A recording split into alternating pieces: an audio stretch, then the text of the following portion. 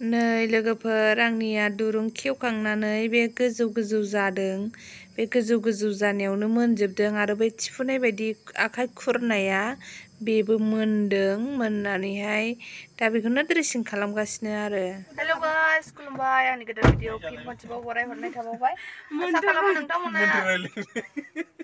आसा खालामो नोंथांमोना मोजाङैनो दं। आंबो मोजाङै गैया। आं मोजाङै गैया बर्थमान। आंना सिजारिं माबादों आरो मोनलेदों जिनिसाहाय। ओमफ्राय जेबो मैगं जायाखै। पटल जादों, खांख्रिखला जादों, रुनानैसो बेबो। ओमफ्राय नाजों रुनानै जादों आरो। ओमफ्राय बान्दा कफि जादों। बेनो मोनखो ना माखो एसे मोननानै गोमोदैजों थैजों गदों। दा बेखौनो डाक्टारनावहाय थांनो नागिरदों, खिथाहैनो नागिरदों। मानो बिदि मोनदों, गिनाय मोनदों गोसोआव। ओंखायनो थांनो नागिरदों आरो डाक्टारनाव। माबा लानाया साबसिन जायोना लोगोफोर। ओंखायनो मा लानो ट्रिटमेन्ट माबा खोन्थानाया मोजां जायोब्रा। डाक्टारनाव एसे खोन्थानानै सुलुग लानाया मोजां जायो। ओंखायनो थांबाय थानोसै। सल' होमबालाय रायलांबाय थादो मा मा जायो, मा मा होनो डाक्टारा। आं नोंसोरनो खोन्थालांबाय थागोन। गारि स्टार्ट खालामबायनै गाखोजोबखाबाय। हनै बाबु मैया हाद्रि हाबजोबदोंलै सिथरफोरा नानिखाफोरा एसे खम जालांहांबाय लोगोफोर आंना नै एसे दंबावो। मा जाखो? गैलालै आयै गैलालै साफा नाय नोंबो मैया नांबाय। नायदो नों दा सिन जालाग जासिगोन। बै माबाया गाज्रि जायो। थांबाय थानोसै होमबालाय। जों डाक्टारनाव थांनानै फैबाय। डाक्टारा एन्टिबायटिक लिरना हरदों गारायखौ मोननायखाय ड्रेसिं खालामनांगौ होननानैहाय एन्टिबायटिक 10टा बिजि लिरना हरदों। दिनावहाय गंनै खरै, फुङाव गंसे, बेलासियाव गंसे। ओमफ्राय दा बिजि लानांगौ आरो। ओमफ्राय ड्रेसिं खालामजानांगौ दैनि। नै बिगुर टेस्ट खालामनो नागिरदों। जुदि बिगुरावहाय टेस्ट खालामनानै एलार्जि जायोबा बे एन्टिबायटिकखौ थुजानाय नङा होनदों आरो। बेखौनो दा बिगुरावहाय टेस्ट खालामनो नागिरदों। जा साखायो बिगुर टेस्ट खालामनाया। मानोना बिगुर सायावसो थुनाय नालाय। आंथ' नोगोर हख्रावखादों।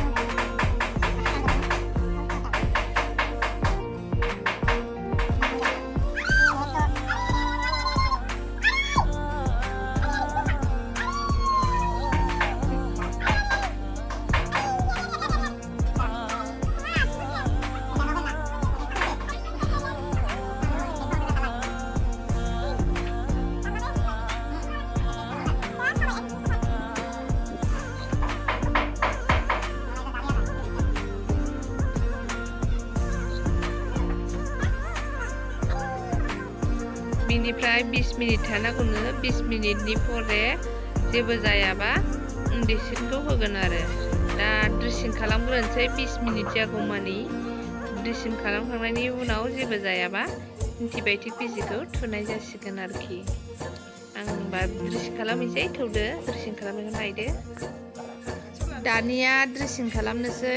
ड्रेसिंनि बुस्थुफोरखौ लाबोजोबखादों नै। मुलि, थुला, मा मुलि हरदों, बेन्डेज। ड्रेसिं खालामनोसै न'आवनो। सामफ्रामबो गारि गाखोबाय थानो, थांबाय थानो उसुबिदा जायो नालाय हस्पिटालाव। ओंखायनो ड्रेसिं खालामग्राखौ न'आवनो लेंहरनानै ड्रेसिं खालामबाय आरो।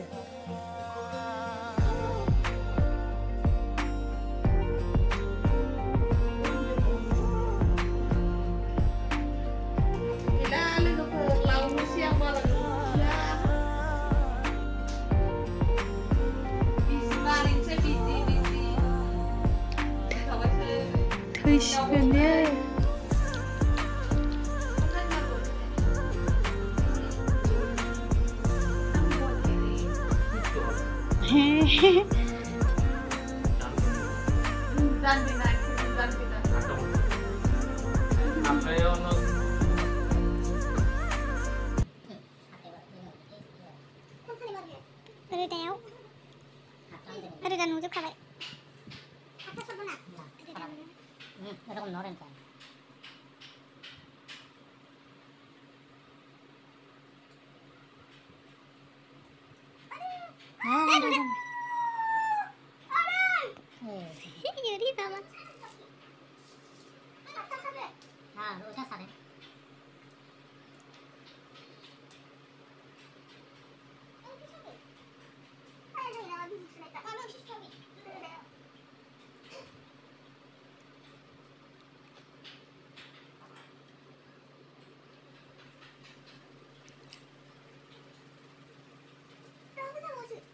लासैसो नारखोदों दानो जाया मेरला दंबावो मेरला गोबाव मुक्ता खुला रखें क्या के इंजेक्शन लेना नहीं चले मेरला गोरा दंबावो दाबो सानायावथ' लानांगौ ना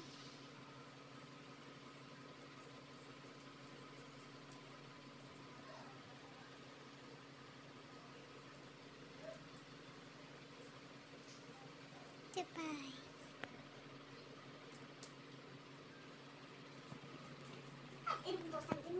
किच्चो है उससे जो फ्री हो गया ना गिनाया माथो रासिनसो जाबाय आं गिदोंमोन सिजारिन खालामजानो दाना गिनायखाय रासिनसो जाबाय नै माबा ड्रेसिं खालामफैदों दिनैहाय ओमफ्राय एन्टिबायटिक लानांगौ 10टा दिनावहाय गंनै खरि नोगोर साखायो आयु ओमफ्राय मोनग्लुंजोबदों आरो गारायाबो मोननै मोनथाम जायगायाव गोमोदै गदलाबायदों ओमफ्राय दा बेखौनो सामफ्रामबो 7 दिन सुफैगोननो 7 दिन ओमफ्राय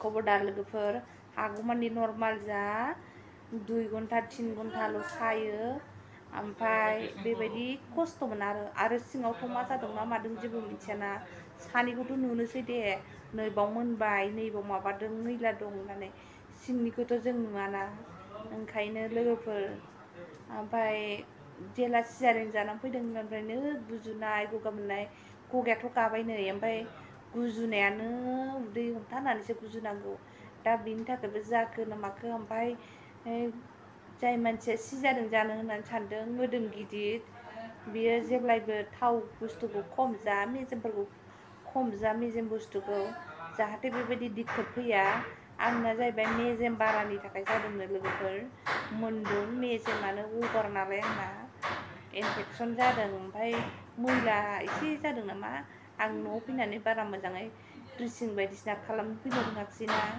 ओंखायनो मैला जादों आरो दा आं अनेक खस्थ' मोननांबाय ड्रेसिं खालामखांबाय बेन्डेज खानानै गालांबाय नै बेन्डेज होबाय उदैयाव